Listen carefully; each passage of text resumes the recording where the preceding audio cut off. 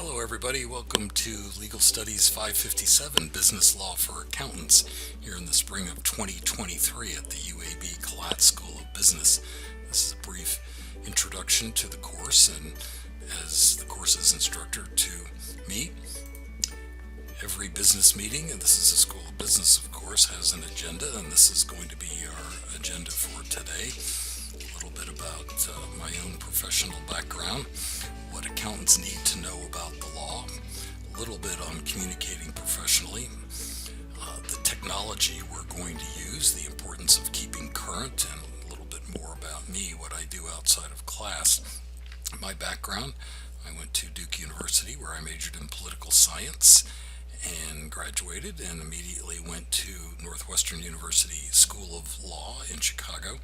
I joined a very large law firm, Reed Smith, where I thought I was going to spend my entire career. It didn't turn out that way. In my 12th year or so, I became assistant general counsel at the bank you see in the lower left-hand corner in Pittsburgh, Pennsylvania, today called BNY Mellon.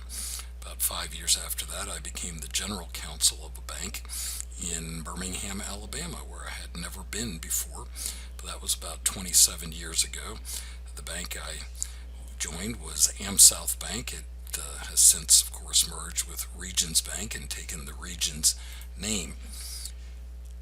I left banking and joined a law firm for a very brief period of time here in Birmingham, but became a business school professor. Thought that's what was going to be the final chapter in my professional career.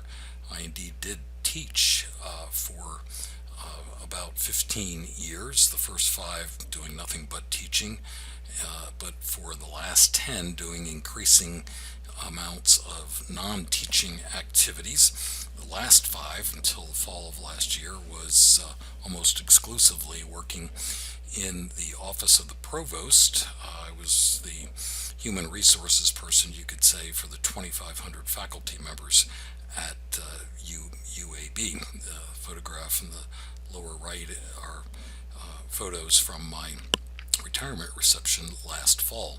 Today I'm doing what retired people do, which at least for me is a little bit of what I was doing before. I still am teaching this course. For example, I'm a volunteer tax return preparer for low to moderate income individuals. The program that I am with is sponsored by United Way, called VITA. I highly recommend that to all of you as well.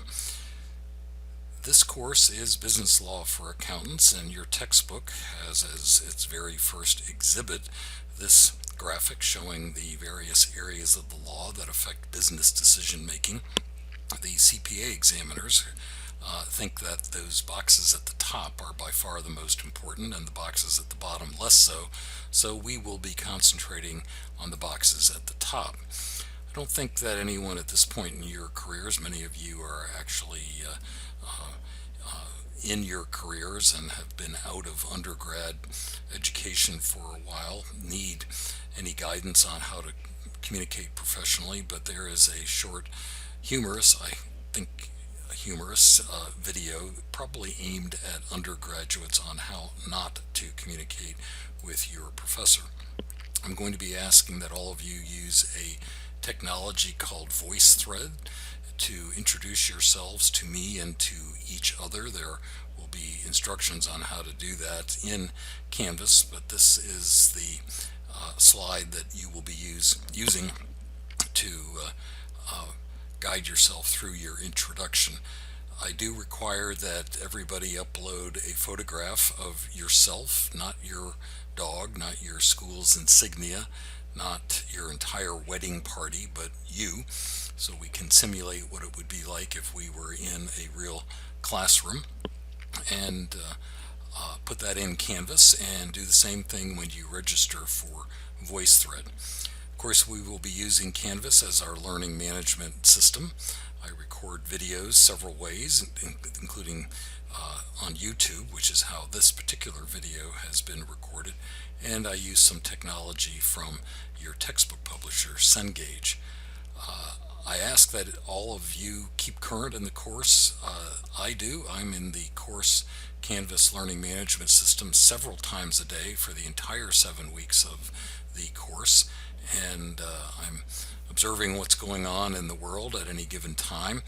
I put announcements in the announcement section of the course every Monday morning with extra credit opportunities for you. This is not one for this particular semester, but this happened to be current a couple of years ago. But there will be one just about every Monday morning that will give you an opportunity to earn some extra credit points on your exams that in many cases I have seen make the difference between a B and an A. Outside of class, I like to garden. We have several dogs, including this dog, who I'm sorry to say went over the Jack Russell Terrier Rainbow Bridge a few years ago, named Opie, but we have another one we rescued as well, whose name is Rerun, probably at my ankle here somewhere. I have a large family, I guess you could say. I am married to my wife Louise for 47 years, who I met in law school in contracts class. We have 3 daughters, each of whom is married, and collectively they have 8 grandchildren, 6 boys and 2 girls among them, and I am increasingly finding that their activities fill my time. Well, let's get started. I think that you all have chosen a wonderful profession, whether or not you become a CPA. Here are the top 5 reasons to become a CPA, but they apply to anyone who is going to be a professional accountant. It's a career very much worthy of respect. You can have a wonderful career at whatever pace you want. There will always be a need for accountants, so you will have career security. Accountants show high job satisfaction, more than lawyers, as a matter of fact. And although this shouldn't necessarily be the driving factor, but the profession is well compensated.